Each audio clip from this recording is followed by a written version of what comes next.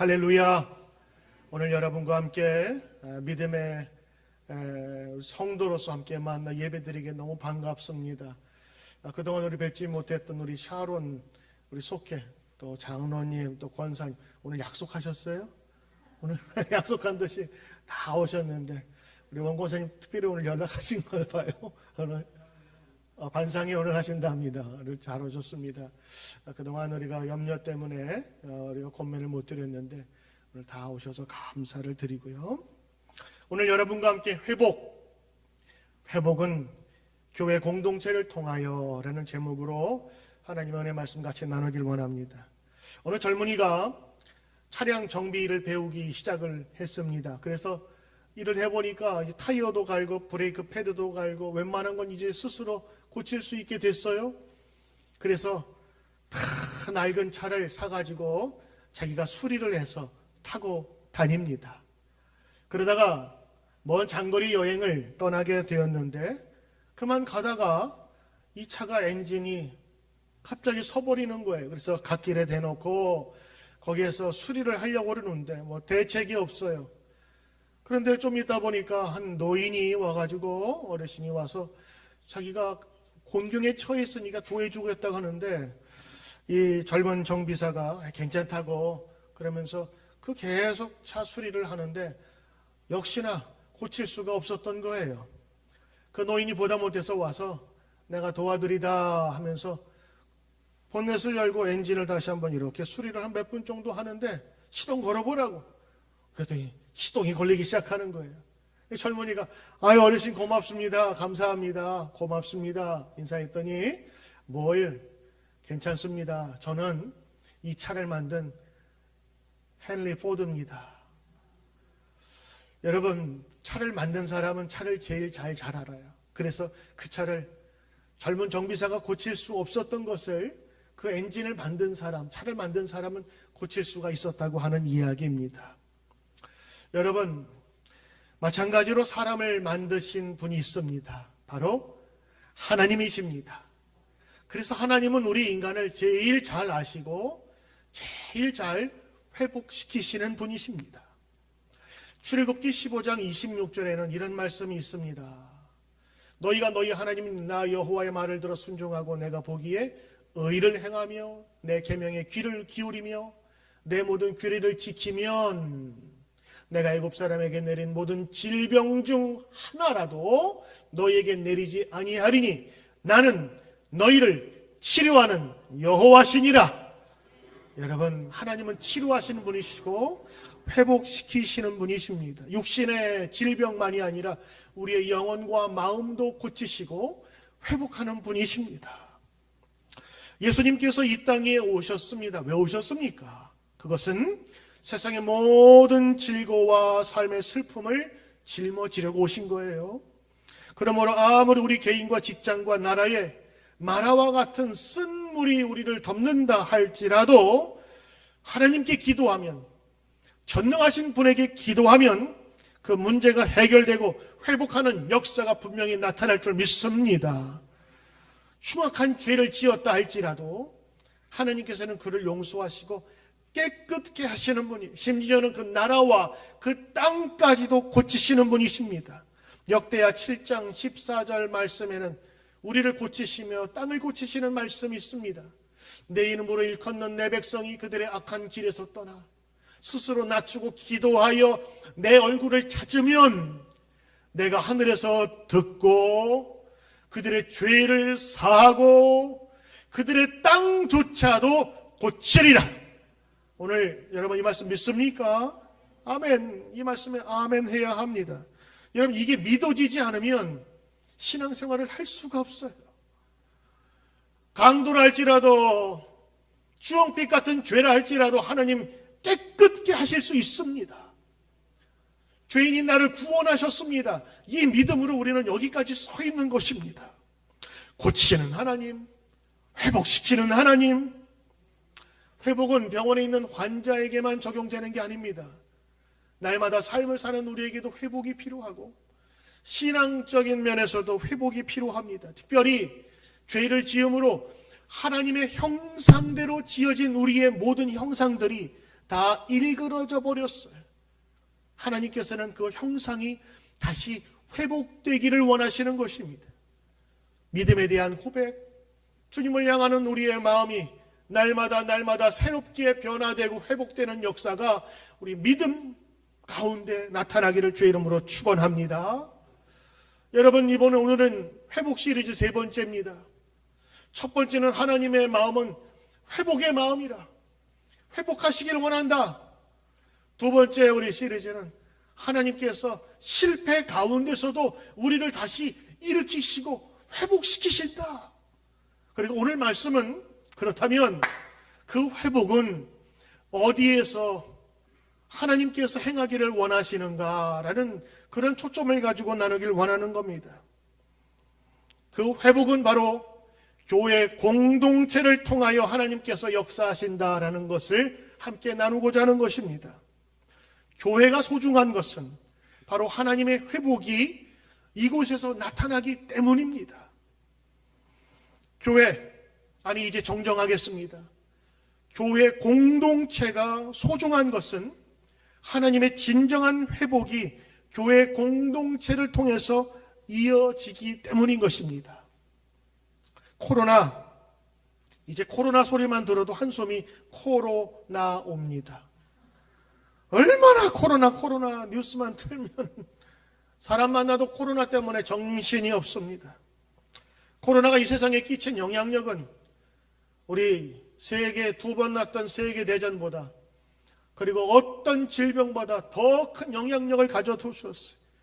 매일 나타나는 감염자 숫자, 죽은 사람의 숫자를 보아들어도 최악입니다. 그러나 이 코로나가 우리 신앙인들에게 특별히 크고 비참하고 무서운 치명적인 위력을 나타내는 그 결과가 있는데, 바로 그것은 영적인 파괴력을 가지고 있다고 하는 거예요. 코로나가 60만 죽이면 괜찮겠어요. 질병이 나타나면 되니까. 근데 우리의 영혼과 마음까지도 파괴해버립니다. 특별히 모든 관계를 다 끊어버렸습니다. 파괴해버렸습니다. 부수어버렸습니다. 사람의 모임을 방해하고, 역사적으로 전통적으로 교회가 갖고 있었던 가장 큰 무기가 있었는데 그게 공동체였거든요. 근데 이 공동체의 능력을 지금 파괴하고 있습니다. 한국의 뉴스 자주 보십니까?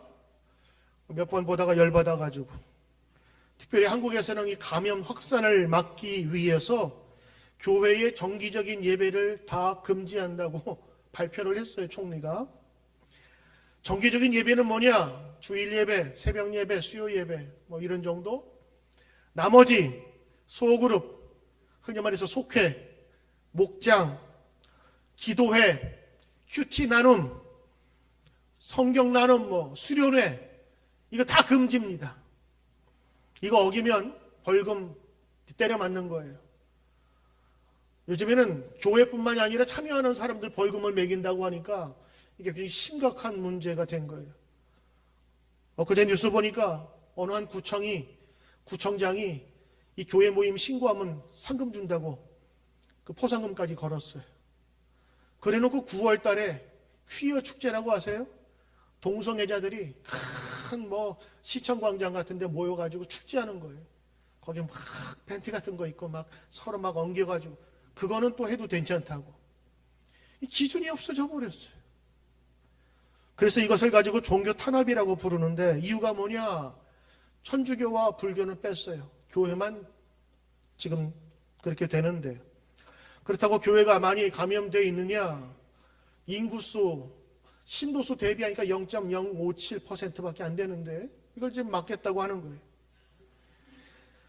카페에서도 식당에서도 그러면 거기에서 모이면 되느냐? 그것도 안 된대요. 그러면 그 카페에서 다른 이름으로 모인 건 되냐? 그건 된답니다. 그러니까 지금 일관성도 없고, 그리고 이 감염을 막겠다고 하는데 교회 탄압으로 보일 수밖에 없는 거예요. 모든 것을 저는 정부 탓으로 돌리고 싶지 않습니다. 그 사람들도 감염을 막기 위해서 최대한 노력하자라는 의미인데 형평성은 두어야 되지 않을까라는 그런 생각이고, 또 하나는 그 사람들이 무슨 잘못이 있나? 사실 제일 큰 원인은 뭐예요? 코로나지, 코로나. 코로나 때문에 지금 사람들이 정신을 못 차리는 거예요. 코로나는 무조건 만능 제트키가 되어버렸어요. 모든 반항과 저항을 무식하게 만듭니다. 코로나라는 조항만 달면 이젠 다 무사 통과예요. 모든 것 인권이고 뭐고 없어요. 사람들 다 개인적으로 추적하는 거, 코로나라는 명목만 딱 되면 개인정보 유출 이런 거 따지지도 않아요. 코로나 시대에 신앙인으로 제일 위험한 것이 있다면 이 공동체가 파괴되는 거예요. 실제적으로 우리 느끼고 있잖아요. 소규모 모임, 교회 이름으로 못합니다. 그리고 할 수도 없어요. 오늘 저는 역설적이게도 오늘 그럼에도 교회 공동체 얘기를 하고자 합니다.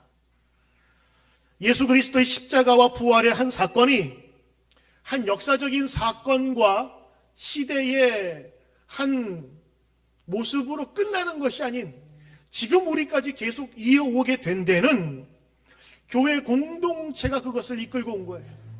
아니, 더 정확하게 말하면 하나님께서 이 교회 공동체를 사용하신 거예요. 교회 공동체는 하나님의 치료와 회복의 최전선에서 싸워왔습니다. 오늘 교회 공동체에 대한 이 치유와 회복을 말씀드리는 것은 신앙생활의 중요한 요소에도 불구하고 그것이 점차 상실되고 있다고 하는 것입니다. 여러분의 기도 제목에 꼭 이런 제목을 넣어서 기도해 주길 바랍니다. 하나님, 코로나로 인하여서 상실되고 파괴되고 있는 하나님의 공동체가, 교회 공동체가 힘을 잃지 않게 하소서. 하나님, 지혜로운 방역과 전염을 조심하되 예방하되 하나님이 이 교회 공동체를 통해서 역사하심을 잊지 않게 하옵소서. 오늘 이 교회 공동체를 통한 하나님의 회복 메시지 첫 번째입니다. 첫째, 하나님은 교회 공동체를 통하여 회복의 역사를 하십니다. 하나님은 교회 공동체를 통하여 회복의 역사를 하십니다. 그리고 지금까지 하셨습니다. 성경적인 근거를 들까요? 초대교회의 시작은요, 마가의 집에서, 다락방에서부터 시작됐습니다. 넓은 공, 150명 이상이 모일 수 있는 넓은 홀에서 그들은 기도했습니다. 사실 기도밖에 할 게 없었습니다. 집 밖에 나갈 수가 없었어요. 나가면 잡혀가니까요. 기도 외에 아무것도 할 수 없었던 바로 그때 그들에게 성령은 한 사람이 아닌 무리에게 나타나기 시작하셨습니다. 그 모든 무리가 성령의 역사에 취하고 성령에 감동되어 큰 능력을 받게 됐는데, 이 사건이 초대 교회뿐만 아니라 사도행전의 가장 중요한 여러분 사건입니다. 이 사건으로 말미암아서 교회의 부흥의 시작이 된 거예요. 성령께서는 한 사람 한 사람이 아닌 이 공동체를 통해서 사용하시고 역사하셨고, 초대교회는 이제 밖으로 나가서 많은 사람에게 주의 말씀을 전하자 그들이 모이기 시작했습니다. 그들은 공동체를 이루어서 마음의 은혜가 됐던 사람들은 자기의 물건들을 팔아서 통용하고 음식을 나누는 데까지 이르렀습니다. 예수님의 제자들과 작은 공동체가 이제 점차로 커지는 공동체의 무리, 신앙인들의 모임으로 성장하기 시작했던 것입니다. 사도 바울을 볼까요? 사도 바울은 이곳저곳에서 복음을 증거한 이후에 꼭 한 일이 있습니다. 그거는 신앙 공동체, 교회 공동체를 만들어 놓은 거예요. 그리고 거기 지도자를 세웠어요. 신앙 지도자들을 세우고 장로들을 세우고 교회를 잘 이끌도록 했어요. 지도자를 세운 이유는 그 교회가 흔들리지 않도록, 그 신앙 공동체가 넘어지지 않도록 세움을 받은 겁니다. 문제가 있는 교회는 여러 번 방문하고, 또 문제가 있는 교회는 서신을 써서 보내면서 그 공동체가 오염되지 않도록 신경을 많이 썼습니다. 그러므로 성경에 나타난 이 신약 성경의 대부분은 교회 신앙 공동체를 향한 하나님의 마음을 전해주는 것입니다. 디도 바울의 제자잖아요. 그 제자를 다른 곳에 보냈는데 왜 보냈느냐? 자신이 세운 교회를 자신이 세운 교회 공동체, 신앙 공동체를 잘 관리하고 그리고 그들이 시험 가운데 흔들리지 않는 공동체 되도록 만든 것입니다. 왜냐하면 예수 그리스도를 믿음의 주로 그리고 살아계신 하나님의 아들로 죽음에서도 부활하여 죽은 이들의 첫 열매가 되신 주님을 고백하는 이 수많은 사람들의 모임, 이 교회 공동체가 건강하게 지탱되도록 하기 위해서 자신들의 제자를 보내서 지도자들을 세우게 된 것입니다. 예수님 얘기해 볼까요? 예수님이 설교하실 때 하늘나라에 대한 이야기를 많이 하셨습니다. The kingdom of God, 하나님의 왕궁, 하나님의 나라. 그때에 한 그 바리새인들이 예수님께 묻습니다. 아니, 눈에 보이지 않는 천국이 어디 있단 말이요? 나에게 보여주시오. 그때 예수님께서 뭐라고 말씀하셨느냐? 누가복음 7장 21절 말씀인데, 또 여기 있다 저기 있다 못한다. 하나님 나라는 너희 안에 있느니라 그랬어요. 너희 안에 있느니라. 새 번역의 정확한 번역은 이렇게 됩니다. 보아라, 하나님 나라는 너희 가운데 있다. 저는요, 어렸을 때 이 말씀을 보면서 그렇지, 하나님의 나라는 우리 안에 있지 라고 생각했어요. 맞는 말씀입니다만 오늘 예수님께서 하신 말씀은 너희 중에 있다 그랬어요. 영어 성경으로 보니까 The kingdom of God is among you. among은 뭡니까? 너희들 가운데 있다. 무리들 가운데 있는 거예요. 하나님 나라가 죽어서 가는 것뿐만 아니라 너희들 중에도 있다고 하는 것. 이 놀라운 선언이지 않습니까? 너희들 가운데, 신앙인들 가운데, 믿음 있는 공동체에 하나님 나라가 있다고 하는. 요즘에 교회에 적을 두고 신앙생활하는 사람을 교인이라고 합니다. 그래서 여러분들은 누디림 교회에 출석하고 신앙의 지도를 받고 또 신앙의 본분을 다 하지요. 근데 어떤 사람에게 어디 교회 다닙니까? 물어보면 가나안 교회 다닙니다라고 하는 분이 계세요. 어디에 있습니까? 그럼 대답을 못 하세요. 그 가나안 교회를 거꾸로 하면 뭐죠? 가나안 안 나가. 교인은 교인인데 안 나가. 그러니까 이 말은 뭐냐? 이분이 은혜를 받았어요. 모태신앙인지 신앙은 있어요.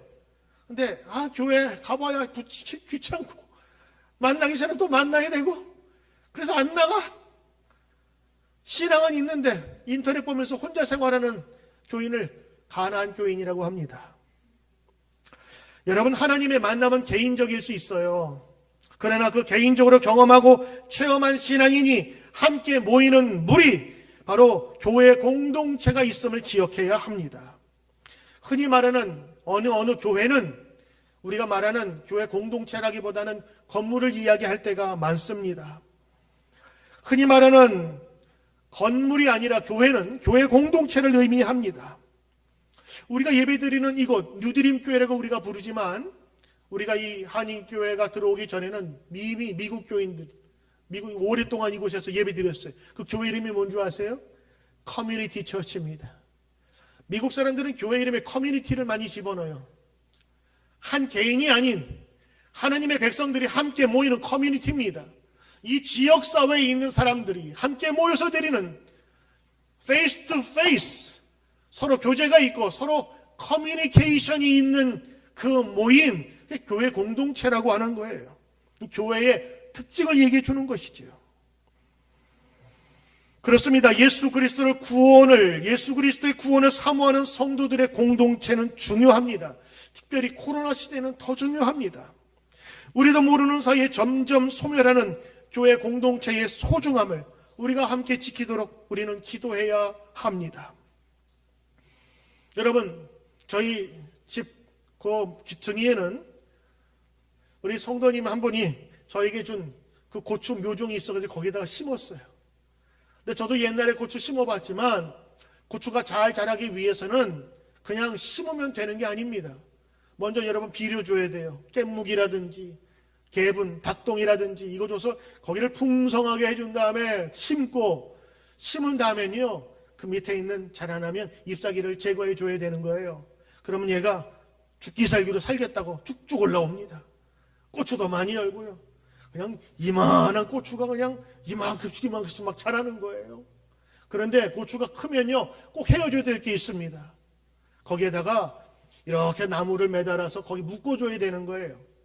그래야만 얘가 흔들리지 않고 주저넘지 않고 곧바로 자라고 고추가 매달릴 수 있는 것입니다. 저는 그것을 키우는 것을 제가 경험을 하면서 신앙도 마찬가지겠구나. 혼자 자랄 수 있어요. 그러나 그 자라는 건 한계가 있습니다. 그 잎을 제거해 주지 않고 관리해 주지 않으면 열매도 맺을 수가 없어요. 자라다가 넘어져 버립니다. 한동안은 자라겠지요. 신앙이 그렇습니다.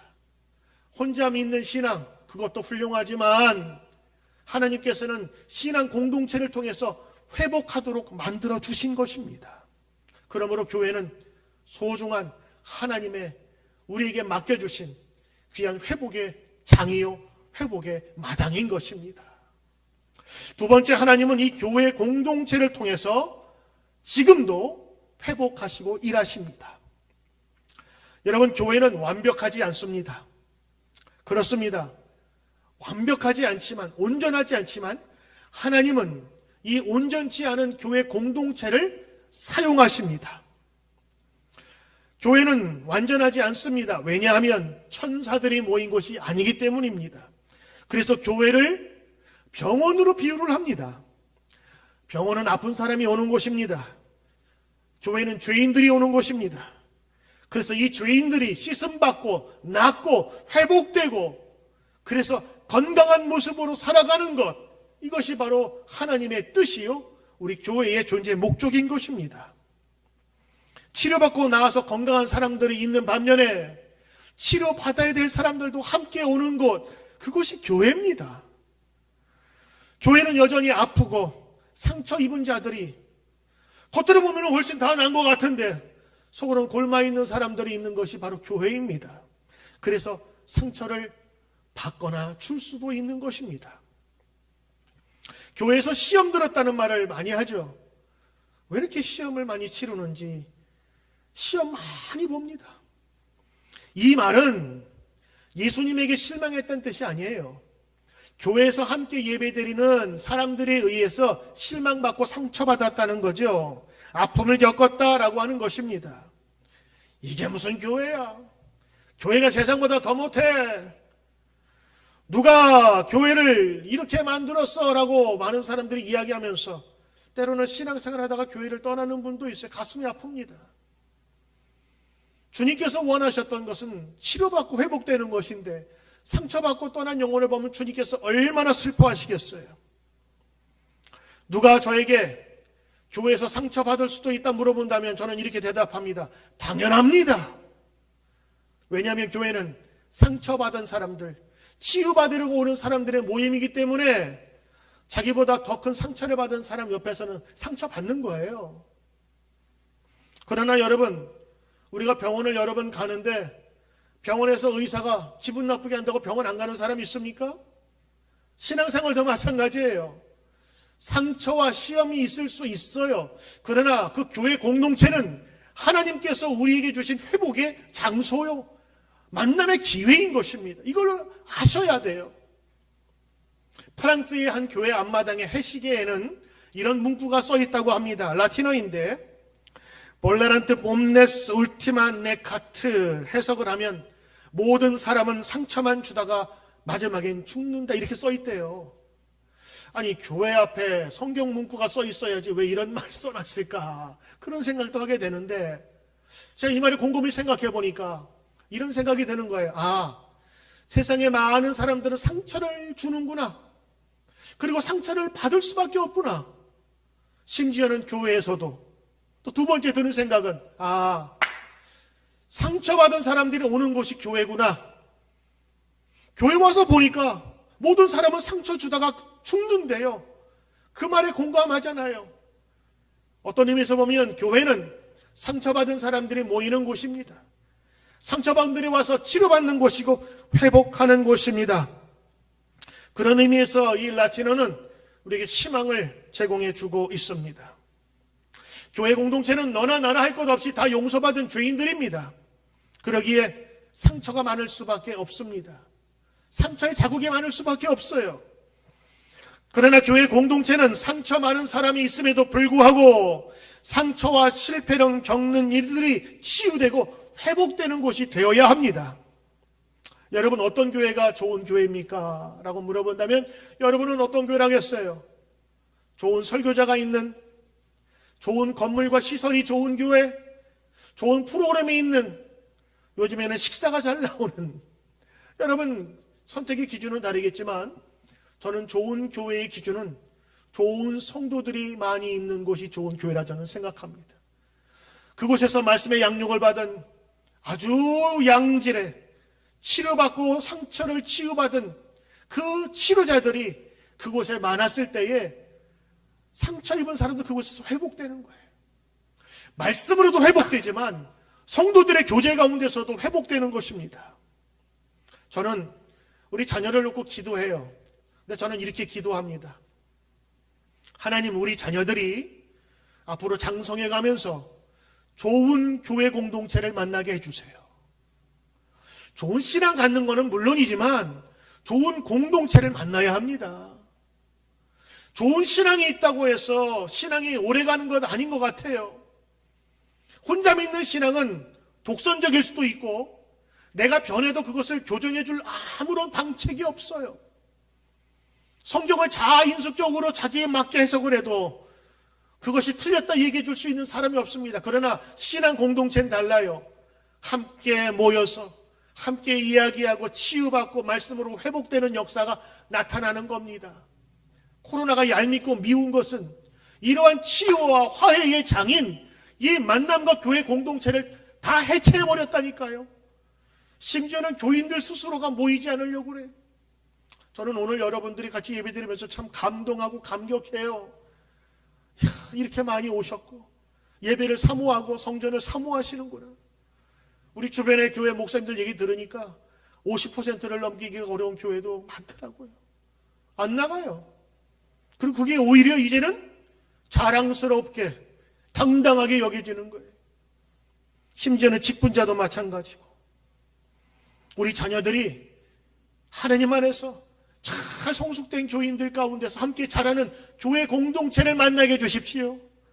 거기에는 좋은 목사님도 있을 거고 좋은 성도님도 있을 것이고 젊은이들에게는 앞으로 결혼할 예비자도 있을 것이고 좋은 만남이 있어야 돼요. 좋은 공동체. 여러분도 꼭 기도하십시오. 전 지금 두려운 게 있어요. 여러분, 우리 1세대 신앙들은요, 이미 우리가 같이 모여서 기도하고 철야하고 이런 이 영적인 훈련들이 돼 있거든요. 적어도 주일날은 교회에 나가서 예배 드려야 된다는 마음이 있는 거예요. 근데 여러분, 지금 젊은이들, 우리 유스들, 어린아이들 학교도 안 나가, 교회도 안 나가. 이게 신앙생활인가 보다고 어렸을 때부터 배워온 사람들은 앞으로 여러분 어떻게 되겠어요? 교회 출석해라. 온라인으로 드리면 돼요. 옛날에도 그랬어요. 이제 우리 할 말이 없는 겁니다. 그래서 여러분들 우리 자녀를 위해서 기도하되 하나님 저들이 신앙 공동체를 소중히 여기도록 해주십시오. 이거 여러분 기도하고 준비해야 하는 것입니다. 특별히 교회 공동체는 지금도 역사하는 하나님의 터전이 되어야 합니다. 상처와 실패를 경험한 사람들이 와서 회복되는 곳이 바로 교회가 되어야 되는 것입니다. 이 회복은 교인들만이 아니에요. 믿지 않는 사람들도 이렇게 얘기를 해야 돼요. 교회 가면 살아. 교회 한번 나가봐. 전도가 어려운 게 뭔지 아세요? 지도 믿지 못하면서 전하려니까 어려운 거예요. 특별히 내가 다니는 교회, 야, 한 번만 와봐. 밥이 맛있어. 한 번만 와봐. 목사님 설교 참 좋아. 야, 한 번만 와봐. 너희 가정이 행복해져. 얘기를 해야 되는데 얘기를 못하는 거예요. 아, 데리고 오면 또 골치 아픈 일을 어떻게 보여줄까? 이게 교회가 되니까 전도가 안 되는 거지. 믿지 않는 사람들이 교회 가면 살 수 있어 라고 말을 하는 그런 교회가 돼야 되는 거예요. 저희 어머니가 신앙생활 어떻게 한 줄 아세요? 제가 예전에 많이 아팠잖아요.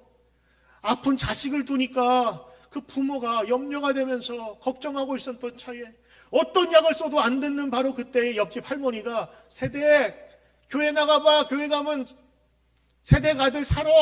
그 말 듣고 교회 나간 거예요.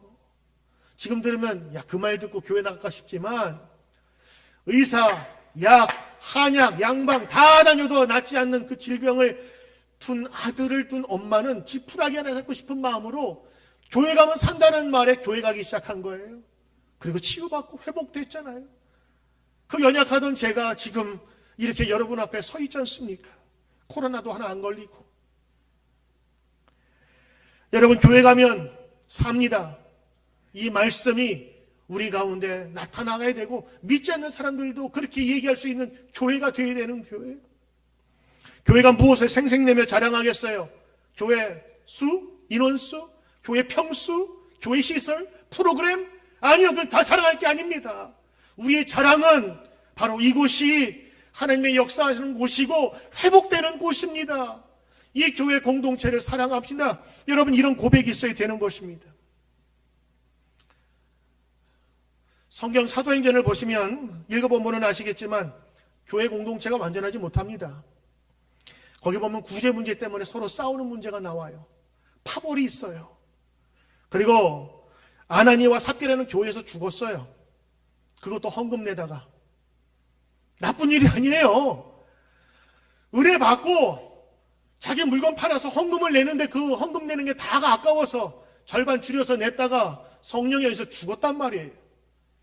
믿다가 교회에서 그런 일이 생기죠. 교회에서 싸움 났지요. 이게 초대교회의 역사라고요. 교회에서 분파가 생겼어요. 베드로파, 사도 바울파, 여러분 파가 생기고 그런 거 보면은 야, 이 교회 공동체, 교회 신앙생활 이렇게 공동으로 해야 되나 하는 생각이 들게 되지요. 그러나 하나님은 분명히 이런 불완전한 신앙 공동체를 회복시키시고 역사하셨는데 이런 불완전한 모습보다는 하나님께서 더 많은 긍정적인 치료와 그리고 회복의 장으로 하나님께서는 그곳을 사용하셨습니다. 교회가 소중한 이유는 바로 이곳에서 하나님의 역사가 나타나기 때문인 것입니다.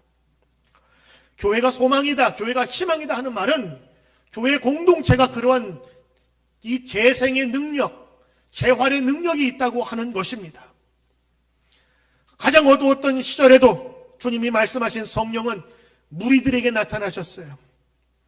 어떤 분은 얘기합니다. 신앙이라고 하는 것은 개인적인 체험 아닙니까? 맞습니다. 개인적인 체험이 있어야 합니다. 하나님 만나야 됩니다. 그리고 믿음의 고백이 있어야 되는 거예요. 그런데 이 믿음에 있는 고백된 사람들이 하나 둘씩 같이 모이기 시작한 게 공동체를 이루는 게 바로 그게 교회 공동체, 신앙 공동체입니다. 펄펄 끓는 불 앞에 거기에 숯불이 있습니다. 숯불을 여러분 들어서 한 곳에 놓으면 처음엔 잘 타요.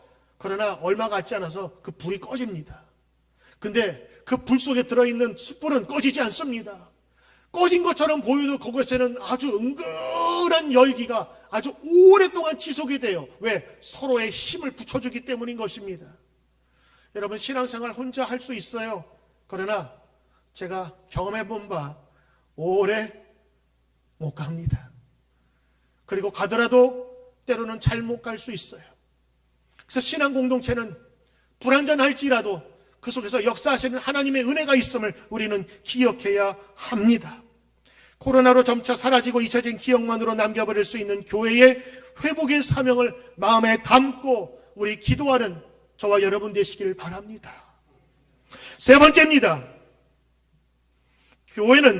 교회 공동체는 함께 세워지고 함께 찌어져 가며 함께 회복되는 공동체입니다. 하나님의 회복은요, 우리 개인들 사이에도 나타나지만 이 교회 공동체를 통해서 항상 역사하시는 것입니다. 그런데 이 역사는 함께 지어지는 거예요. 함께 회복되는 그 역사가 교회 공동체라고 하는 겁니다. 제가 지금 자꾸 공동체 얘기를 하는데 우리가 쓰는 무슨 교회를 우리는 교회 공동체, 신앙 공동체를 불러야 합니다. 이게 맞습니다. 오늘 여러분이 보신 성경은 에베소서의 말씀입니다. 에베소서의 가장 중요한 것은 교회론입니다. 우리는 이 서신서를 읽으면서 하나님이 왜 공동체를 허락했는지, 그리고 그 공동체 안에서 무엇을 추구해야 되는지를 배울 수가 있습니다. 우스갯소리로 아이를 갖지 못하는 여성이 제일 먼저 읽어야 될 성경이 어디?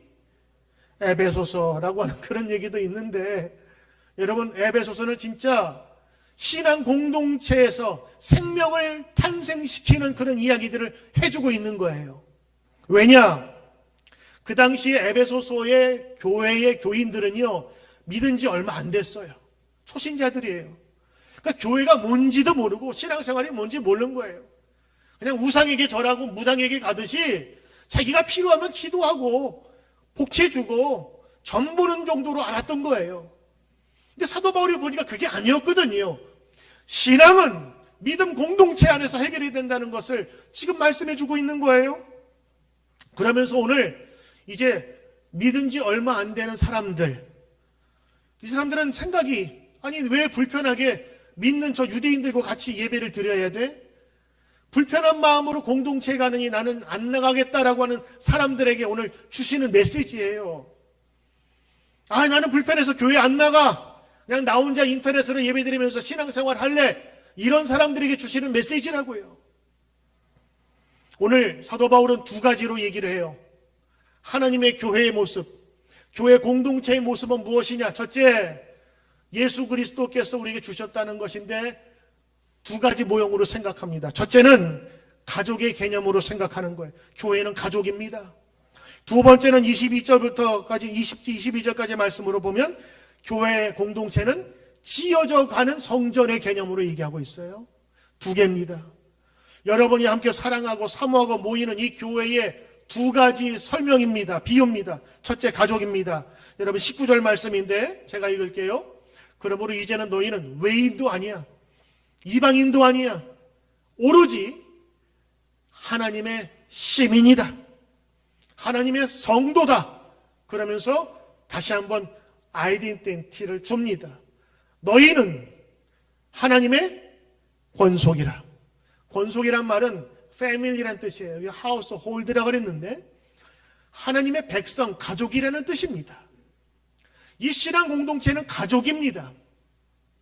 가족이 아닌 만남과 모임은 내가 가기 싫으면 안 가도 되는 거예요. 꼴 보기 싫은 주인 운영하는 상점에는 내가 안 가고 옆집 가면 되는 거예요.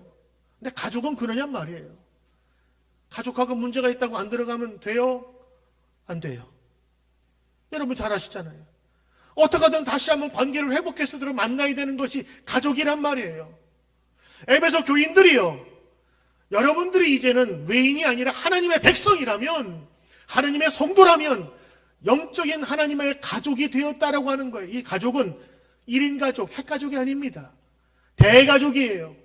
할아버지, 할머니, 삼촌, 어머니, 아버지, 그의 형제자매, 고모, 그리고 거기에 있는 수많은 사촌들까지 엉겨 붙으면서, 그러면서 깨지고 같이 좋고 같이 축제하면서 즐기는 그 가족입니다. 그래서 이 깨질 수 없는 여러분들의 관계가 지금 그렇다는 거예요. 여러분은 일주일에 한 번 나와서 얼굴 보는 정도로 반갑습니다 인사할지 모르지만, 하나님은 여러분 한 사람 한 사람을 이 신앙 공동체에서 영적인 가족으로 묶어 주셨다고 하는 것입니다. 두 번째, 이 교회 공동체의 모습을 설명하는 것이 뭐냐? 이 성전입니다. 근데 이 성전은 지어져 가는 성전이에요. 여러분 20절부터 제가 한번 보세요. 자, 세우심을 입은 자라 그리스도 예수께서 모퉁이 돌이 되었느니라. 21절. 건물마다 연결하여 주 안에서 성전이 되어져 가고, ing, 현재 진행하고 있는 겁니다. 22절. 그리고 하나님이 거하실 처소, 어디가? 하나님의 공동체, 신앙 공동체가 그런 거가 되는 거예요. 그런 의미에서 보면 여러분, 요즘 들어서 가나안 교회라고 하는, 교회에 적을 두지 않고 혼자 생활하는, 그것도 신앙생활 할 수 있다고 생각합니다만 성경적은 아니라고 저는 생각하는. 오늘 하나님은 신앙 공동체를 통해서 회복하길 원하시는 겁니다.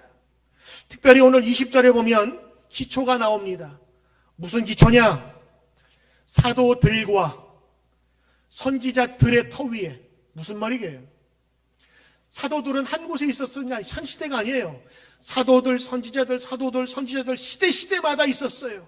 그 수많은 역사 속에서 나타난 사도들의 가르침과 선지자들의 외침을 통해서 모였던 무리들을 통해서 너희가 세우심을 받았다는 겁니다. 그러므로 교회의 전통과 역사는 우리가 무시할 수 없는 겁니다. 또 하나는 이 하나님의 처소인 성전이 지어져 간다고 하는 거예요. 지어져 간다. 건물이 만들어져 간다는 겁니다. 지금은 여러분 철근 세우고 콘크리트 부어서 이 기둥으로 만들지만 예전에는요 다 벽돌로 하나 만들었어요. 벽돌을 세우죠. 또 벽돌을 세우죠. 그 위에 벽돌을 세우고 벽돌을 세워서 그것이 한 몸으로 보이지만 그 속에 들어가 보니까 수많은 벽돌로 채워진 것처럼 하나님의 교회와 하나님의 나라, 신앙의 큰 그림은 하나로 보이지만 그 속에는 많은 성도들의 모임과 격려와 서로 연결된 커뮤니티가 있다고 하는 것입니다. 바로 조금씩 세워져가는 그것이 바로 신앙 공동체의 모습입니다. 특별히 여러분, 저는 오늘 이 말씀을 통해서 이 장이 굉장히 중요한 장입니다. 여기에서 교회론의 가장 중요한 그 근문들이 나오는 것인데, 저는 이번에 성경을 같이 보면서 특별하게 눈이 간 데가 있어요. 여러분 19절 보세요. 이제부터 누구는? 너희는, 너가 아닙니다. 너희는, 이건 신앙 공동체입니다. 믿음으로 모인 자들이에요. 너희는 하나님의 가족이라. 20절.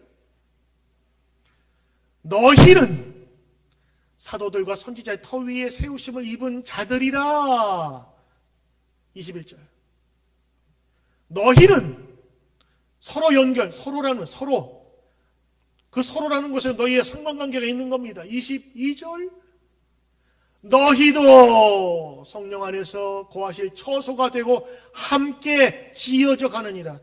이번에 말씀 준비하고 같이 묵상하면서 사도 바울이 만났던 하나님의 역사는 이 너희를 통해서 나타났구나.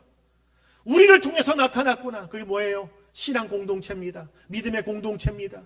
그것이 바로 교회 공동체라고 하는 거예요. 저는 여러분 부탁합니다. 때로는 교회가 상처 줄 수도 있어요. 때로는 교회 목사가 상처 줄 수도 있어요. 왜냐하면 목사도 불안정하거든요. 때로는 교회의 직분자들이 상처 줄 수도 있어요. 그리고 여러분이 줄 수도 있어요. 그러나 여러분, 교회 공동체를 저는 떠나지 말라고 권면하고 싶습니다. 특별히 이 코로나 시대에 이 목사로서 염려가 되는 것은 이대로 점차로 한 1년만 가면 이제 교회에서 예배 드리는 거 다 없어지겠다는 염려가 드는 거예요. 이제 목회 다시 시작해야 되겠다. 근데 그게 더 어렵네요. 초신자 데려와서 신앙생활은 주일 지키며 예배 드리는 거야면 그렇게 알지만 이미 이렇게 신앙생활 하다가 교회 안 나가고 온라인으로 예배 드리다가 편하게 신앙생활 하다가 다시 돌아가기는 더 어려운 거예요. 왜? 옛날에 목사님들이 그랬거든. 온라인도 살아있는 예배라고. 그때 달라요. 그때는 온라인밖에 드릴 수 없으니까 거기서도 생명을 걸자고 하는 거지. 여러분, 온라인이 여러분 필요하지만은 그것이 우리를 충족시킬 수 없다니까요. 제가 우리 교회 못 나오시는 집사님이 있어서 통화를 했어요. 근데 주일날 일할 수밖에 없는 그런 형편에 있어서 주일날 예배를 드리는데 일하면서 우리 그래도 그 집사님이 착하죠.